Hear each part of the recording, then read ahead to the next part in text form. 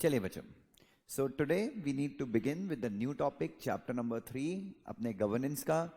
Now chapter number 3 का नाम है बोर्ड इफेक्टिवनेस। इस टॉपिक में हम बोर्ड ऑफ डायरेक्टर को और ज्यादा रेस्पॉन्सिबल बनाने की कोशिश करेंगे।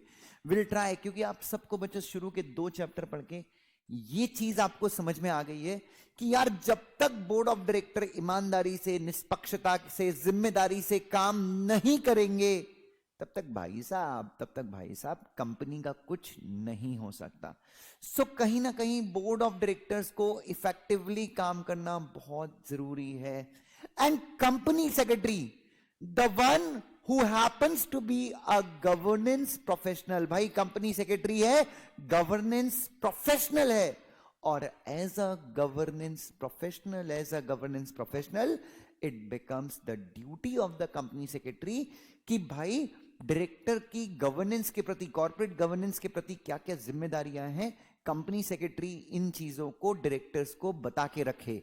Are you getting my point? So ये जो डायरेक्टर्स की कॉर्पोरेट गवर्नेंस की ड्यूटीज हैं, डायरेक्टर्स का कॉर्पोरेट गवर्नेंस के प्रति क्या क्या दायित्व है, ये चीजें डायरेक्टर नहीं पढ़ता, ये सारी चीजें पढ़ता है कंपनी सेक्रेटरी। सो हम लोग पढ़ रहे हैं कि what are the duties of the company secretary, what are the duties of the directors, ये हम पढ़ रहे हैं।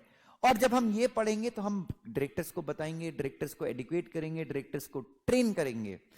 एंड देन, ऐसे बोलना गलत है कि डायरेक्टर्स को ट्रेन करेंगे, बट यस इनडायरेक्टली डायरेक्टर्स को हम ही बताते हैं कि कंपनी को ज्यादा अच्छे तरीके से गवर्न कैसे किया जाता है। चाहे एलओडीआर के अंदर डायरेक्टर्स के ऑब्लिगेशंस हो, कमिटीज को फ्रेम करने की बात हो। So we inform the directors, मतलब बच्चों Mukesh Ambani ji must be taking help of mister K Sethuraman the company secretary कि बताइए कि कॉर्पोरेट गवर्नेंस के प्रिंसिपल्स को हम कैसे फॉलो कर सकते हैं। और जो कंपनी कॉर्पोरेट गवर्नेंस के प्रिंसिपल्स को फॉलो नहीं करती उसकी क्या दुर्दशा होती है बच्चों।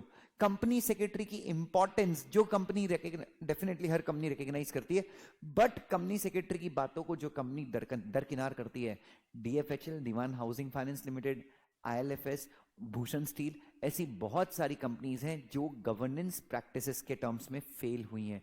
और ये कंपनी गवर्नेंस टर्म्स के प्रैक्टिसेस में फेल हुई हैं, इसका मतलब कहीं ना कहीं या तो वहां पे कंपनी सेक्रेटरी डिपार्टमेंट को उतना इंपॉर्टेंस नहीं मिल दिया होगा, या फिर बच्चों ऐसा भी हो सकता है कि कंपनी सेक्रेटरी अच्छा नहीं होगा। ये बोलना तो गलत है, क्योंकि बच्चों भूषण स्टील जहां तक मेरी जानकारी अपने कंपनी सेक्रेटरी को 1.5 से पौने 2 करोड़ का पैकेज दिया करती थी।